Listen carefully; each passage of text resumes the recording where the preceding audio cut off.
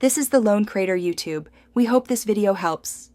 You start here, open Settings, and go straight to Screen Time. Do not waste time navigating elsewhere. If you have the Screen Time passcode, enter it now. This immediately shows app limits and downtime controls. Once done, tap App Limits or Always Allowed to see which rule blocked access. If you do not have the passcode, make sure you have the parent Apple ID or prepare to request permission. This is how iOS confirms authorization. Now modify the active limit.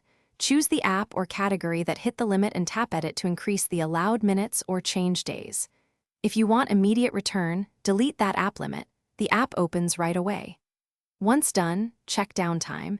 If it's enabled, either disable it or add the app to Always Allowed so it won't be blocked during scheduled hours. Make sure to save changes. iOS applies them immediately. Finish by launching the app to confirm access. You should be able to use it normally. If you remain blocked, sign out of the device and sign back in with the parent Apple ID or enter the Screen Time passcode again. This often resets the restriction state. Once done, reboot the device if necessary. That clears cached enforcement. If problems persist, update iOS, and as a troubleshooting tip, contact Apple support. Sometimes a profile or iCloud sync causes stubborn limit. Thanks for watching. Consider subscribing if we helped you.